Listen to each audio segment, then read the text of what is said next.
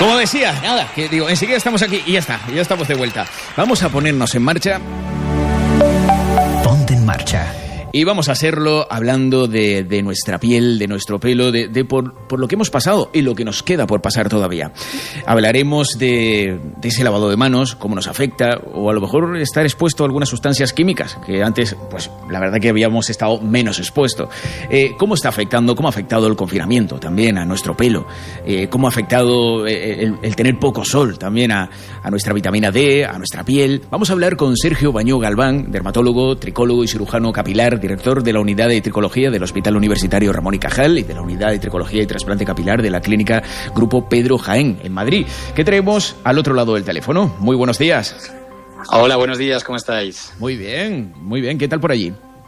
Todo bien, la situación mejorando y ya poco a poco reincorporándonos a la normalidad. Pasito a pasito, pero haciéndolo bien, ¿no? Con buena letra, como se dice. Tenemos que ir poquito a poco. Sí, por supuesto. Estamos en un momento crítico y con la incertidumbre de cómo va a evolucionar la pandemia, o sea que hay que ser muy, muy cuidadoso y respetar bien las normas. Desde el principio del inicio de la pandemia, cuando empezamos a ver también la información sobre el coronavirus, se destacó muchísimo y es una de las principales prevenciones que tenemos que tener, la de lavarnos mucho las manos. ¿Esto afecta a nuestra piel? Por supuesto, el lavado de manos es fundamental en estos tiempos de pandemia porque es una de las medidas más efectivas para prevenir la transmisión del coronavirus. Pero ese lavado frecuente puede producir unas dermatitis irritativas muy importantes en la piel de nuestras manos y para ello debemos utilizar jabones suaves, idealmente geles limpiadores que no contengan alcohol y en caso de aparecer la dermatitis hidratar abundantemente las manos con crema hidratante, incluso utilizar alguna crema antiinflamatoria. Pero por supuesto que estamos viendo muchísimas dermatitis en las manos estos días. Claro, el uso en este caso de jabones, habrá distintos grados, habrá distintas acidez también, que será más o menos agresiva también para la piel. ¿Hay alguno en concreto que podamos utilizar que siga eliminando el virus? Porque el virus en este caso no se trata de matarlo, como se utiliza algún tipo de desinfectante, sino de que se arrastre, ¿no? De que sea arrastrado por el jabón. Sí, y es verdad que hay algunos productos antisépticos que utilizamos en los hospitales que tienen diferentes sustancias que además debilitan, por así decir, al virus. Hay una amplia gama. Realmente en la farmacia se pueden encontrar diferentes tipos de limpiadores de manos con poco alcohol o sin alcohol y es fundamental que siempre estemos al tanto ahora de esa higiene de manos, lavado de manos y sobre todo intentar no tocarnos la boca, los ojos, porque es la medida que ha demostrado más efectividad para prevenir la transmisión del virus. ¿Qué daños pueden quedarnos en las manos por el uso? Vamos a empezar con el jabón común, con el que nos lavamos las manos. ¿Qué podemos sentir picores, sentir que se nos reseca más la mano? ¿Y cómo se podría paliar? Sí, la presentación clínica típica es enrojecimiento con una sensación de escozor, picor e incluso dolor porque se pueden formar pequeñas grietas, especialmente en los pulpejos de los dedos, entre los dedos y en la palma de la mano, al igual que en el dorso. La clínica empieza cuando se realizan normalmente más de 6-8 lavados al día, lo que llamamos dermatitis de las amas de casa, y es muy importante que en el momento que ya ha aparecido inflamación debemos utilizar alguna crema antiinflamatoria. Hay una amplia gama también de cremas antiinflamatorias. Las de prescripción son las que llevan corticoide, que son muy efectivas y normalmente utilizándolas en pocos días ceden las molestias. ¿Hay personas que son más propensas a sufrir este tipo de dolencias o más o menos afecta a todo el mundo por igual? Bueno, hay pieles más sensibles y especialmente los pacientes que tienen dermatitis atópica o que tienen ya algún problema cutáneo previo que hace que sean más susceptibles a esta irritación externa de los jabones y los geles. Pero en general cualquier persona, aunque tenga la piel más resistente, si se lava las manos muchísimas veces al día, como estamos teniendo que hacer en esta situación, es normal y no preocupante, sino habitual que desarrolle cierto grado de dermatitis. El hecho de que aparezcan grietas, después sería más difícil también, aparte de doloroso, también sería más difícil limpiarse la mano. ¿Podría albergar esa grieta el virus y si hubiéramos tenido contacto con el virus? Bueno, realmente el virus puede depositarse tanto en la piel intacta como en la zona de las grietas. El problema de las grietas es que producen un dolor que suele ser intenso y que pueden sobreinfectarse. Puede además producirse una infección por otros gérmenes, por bacterias que puede empeorar la situación. O sea que en el momento que haya una dermatitis con grietas sí que se debería consultar a nivel médico para recibir un tratamiento un poquito más potente. Claro, porque sería seguir sumando, ¿no? Porque tenemos que seguir lavándonos las manos y estamos aumentando esa dolencia, estamos potenciando lo que hace que se forme.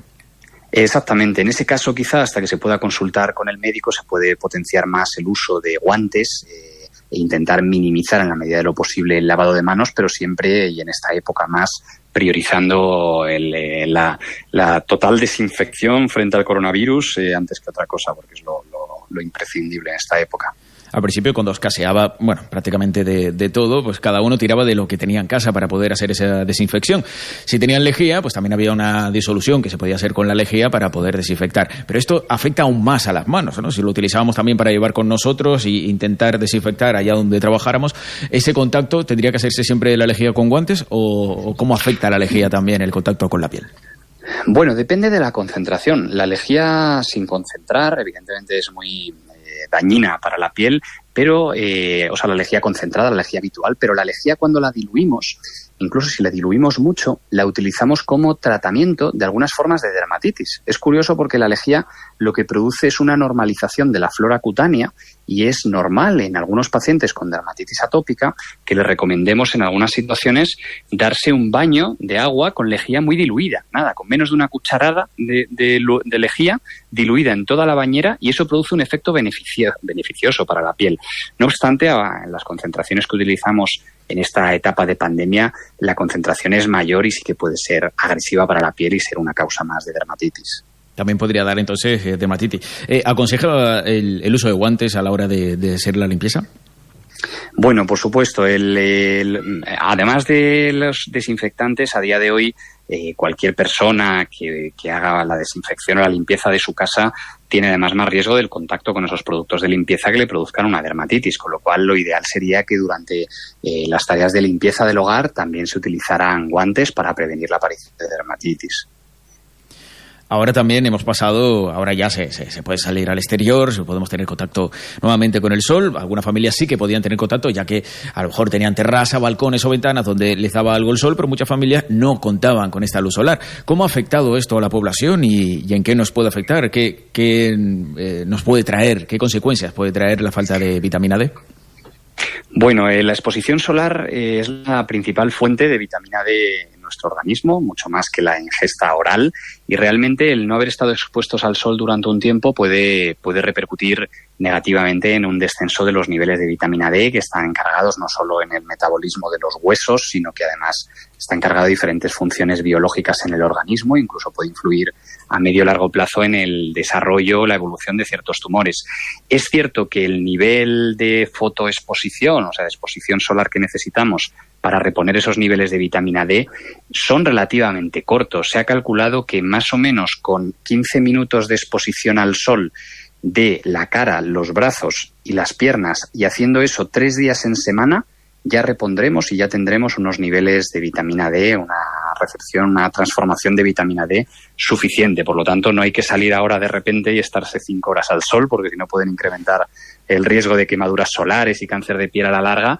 Pero el sol con mucha moderación sí que es beneficioso, entre otras cosas por la vitamina D.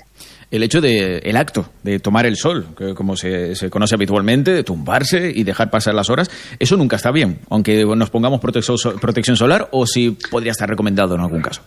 Vamos a ver, la exposición solar con protector solar, lo que estamos consiguiendo es retrasar el daño que produce la radiación ultravioleta sobre nuestra piel, pero no nos protege completamente. Por eso a veces los dermatólogos vemos en la playa gente que se aplica protector solar pero que está 8 horas expuesto al sol, y eso no sirve de nada. El protector solar retrasa, pero a veces te da una falsa sensación de seguridad.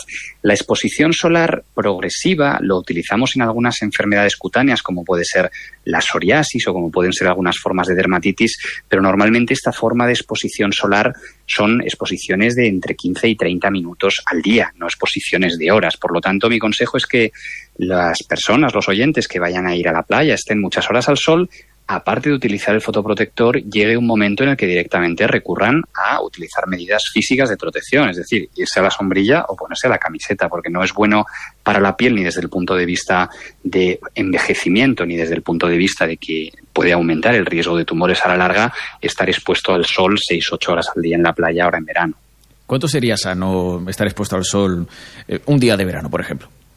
Bueno, depende del tipo de piel de cada persona. Hay pacientes con pieles más oscuras que toleran mucho mejor la radiación ultravioleta, Pero de una forma divulgativa diría que lo saludable sería estar más de 2 horas diarias expuestos completamente al sol. Y tendremos que, si vamos a estar en la calle, tenemos que ponernos protector solar. Yo he escuchado que hay que ponérselo a diario, que antes de salir de casa hay que ponerse protector solar en la cara y luego salir. ¿Esto es recomendable o de esta manera no absorbemos la vitamina? Bueno, depende del tiempo que vayamos a estar al sol. Es decir, si una persona va a estar al sol 10 minutos, probablemente no necesite un protector solar, a no ser que tenga alguna enfermedad que así lo requiera. Ahora, si una persona va a estar expuesto al sol horas y no tiene otra forma de evitar esa exposición solar, sí que necesita utilizar un protector solar, porque si no va a quemarse y va a tener un perjuicio por esa exposición solar. Pero todo depende del tiempo que vayamos a estar, y el uso del factor de protección solar, mayor o menor, también depende del tiempo que vayamos a estar al sol. Por lo tanto, yo le aconsejaría a los oyentes que no se imaginen el protector solar como algo que ya te protege completamente, sino que es una herramienta que tenemos para retrasar el daño que el sol hace en la piel. Es como si nos hiciera la piel un poco más resistente, pero no nos protege completamente. Perfecto. Vamos a hablar también del confinamiento. Hemos estado confinados un tiempo y hay gente que ha notado que se le ha empezado a caer el pelo, que se le ha caído más. Esto no sé si se debe al estrés, tal vez se pueda deber a una alimentación distinta, no sé si falta de alguna vitamina. ¿Por qué se puede caer el pelo? ¿Aló? Lo he perdido. Bueno, vamos a ver. Voy a intentar volver a hacer la llamada porque hemos tenido una caída ahora mismo. Disculpa, sí. A ver, ahora sí. No sé, se había cortado, no sé por qué. Cosas del directo. Nada, cosas del directo. Repito la pregunta que creo que no la habrá escuchado. En estos días de confinamiento hay gente que ha comentado que ha visto que se le ha empezado a caer el pelo. Ya cuando llevábamos a lo mejor más de un mes de confinamiento, ha notado mayor caída del pelo. Esto no sé si se debe al ciclo a lo mejor que tenemos del pelo, si es la estación o es el estrés, la alimentación. ¿A qué puede deberse? Sí, este es un fenómeno muy interesante. El ciclo folicular, cuando tenemos algún tipo de estrés físico o emocional, sufre una aceleración de su velocidad. Entonces, digamos que se cae más pelo del normal, pero vuelve a salir nuevamente de la raíz folicular, que es la fábrica del pelo, vuelve a salir más pelo. Entonces, en vez de notar una caída de 100 pelos al día, que es lo habitual, notamos una caída acelerada de 300 pelos al día. Este fenómeno produce un pánico tremendo en muchos pacientes, normalmente mujeres, porque suelen tener el pelo más largo, porque se imaginan que van a perder todo su pelo en poco tiempo. Eso les genera más estrés y hace que pueda empeorar aún más esta caída que llamamos efluvio telógeno. Bueno, para tranquilizar a los oyentes, es una caída que es transitoria. Suele ocurrir debido a un estrés, por ejemplo, una cirugía, una infección. Esta época de confinamiento, de incertidumbre que tenemos, es muy frecuente que veamos pacientes con efluvio telógeno, y también es una caída que vemos después, por ejemplo, de un parto o después de un proceso que haya supuesto un gran estrés para una persona, como puede ser la muerte de un familiar. Pero es un proceso transitorio que a la larga no va a tener un impacto sobre su densidad capilar. Pueden estar tranquilos, hay diferentes tratamientos que pueden ayudar, pero es un proceso que con el paso de las semanas irá cediendo y se irá normalizando. Desde el momento en el que se vive la mayor etapa de estrés, ¿cuánto tiempo tarda en empezar a caerse el pelo para saber que ha sido resultado de este estrés? Normalmente es, curiosamente, no en el momento, sino entre 1 y 3 meses después. O sea que justo ahora es cuando estamos empezando a ver muchos pacientes que vienen a la consulta con este problema de una caída importante de pelo. Literalmente nos traen bolsas llenas de pelo que han recogido al lavarse el pelo porque atascaban el desagüe, y es un proceso que suele aparecer entre 1 y 3 meses después del episodio del proceso estresante. ¿Cómo podemos saber si la cantidad de pelo que se nos está cayendo es la adecuada? O también, claro, si nuestro pelo está regenerándose, ¿no? Sería lo más importante. Sí, como consejo general diría que hay que fijarse no tanto en el pelo que se cae, como en el pelo que nos queda en el cuero cabelludo y en el grosor del mismo. Es decir, el signo de alarma sería si vemos en nuestro cuero cabelludo que hay zonas que tienen menos densidad de pelo. Es decir, si nos vemos el cuero cabelludo, si vemos que hay zonas que con la luz, con el pelo mojado, nos vemos la piel cuando antes no nos la veíamos, ahí hay un problema de que se está cayendo más pelo o haciendo más fino respecto al pelo que estamos produciendo nuevo. Y es importante porque ahí el paciente probablemente asocie algún tipo de alopecia, la más frecuente, la alopecia androgénica, que si no se trata, poco a poco puede ir empeorando. Y sin embargo hay tratamientos que, utilizados en fase precoz, son muy efectivos. ¿Se podría utilizar tratamientos entonces para detenerlo? Por supuesto, hay tratamientos tanto en hombres como en mujeres que sirven no solo para detener este afinamiento y esta pérdida de densidad, sino con el paso de los meses incluso para mejorarlo. O sea, hoy en día se puede mejorar la densidad del cabello sin necesidad de hacerse un trasplante capilar. El trasplante, por supuesto, que cuando lo hacemos mejora mucho, pero antes del trasplante hay otras muchas herramientas médicas, ya sea pastillas, líquidos, inyecciones, que pueden conseguir una mejora importante del pelo. La clave aquí es hacer un adecuado diagnóstico. O sea, antes de empezar cualquier tratamiento capilar, hay que tener un adecuado diagnóstico, porque puedes tener un proceso desde que no requiera ningún tratamiento y que se te vaya a solucionar solo en 3 meses hasta que tengas una alopecia que, si no te tratas, poco a poco va a ir empeorando. ¿Cuáles han sido las preguntas más habituales que ha recibido? Porque usted es muy activo también en redes sociales y recibe diariamente muchísimas preguntas, aparte también del trabajo del día a día. ¿Cuál ha sido lo más común en estos días que estamos viviendo?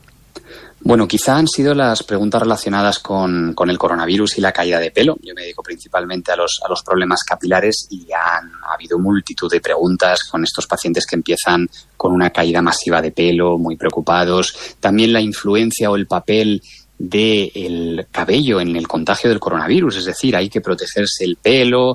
Si tenemos un paciente, una persona cercana que haya tenido coronavirus, ¿hasta qué punto debemos protegernos el pelo igual que las manos? Bueno, la respuesta es que el pelo es una superficie que, igual que la piel e igual que una superficie externa, por ejemplo la barandilla de cualquier superficie, puede albergar el virus durante unas horas. Por lo tanto, tenemos que tener una higiene del cabello e intentar, si hemos estado expuestos a contactos con muchas personas, no tocarnos directamente el pelo y luego tocarnos la boca sin lavarnos las manos. O sea, en esta situación yo creo que tenemos que acostumbrarnos al salir a la calle, intentar minimizar el contacto de nuestra piel con otras personas y, en caso de tenerla, luego saber que antes de volver a casa o en el momento que volvamos, lavarnos las manos y extremar la higiene.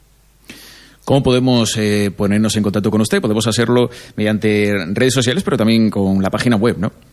Sí, por supuesto.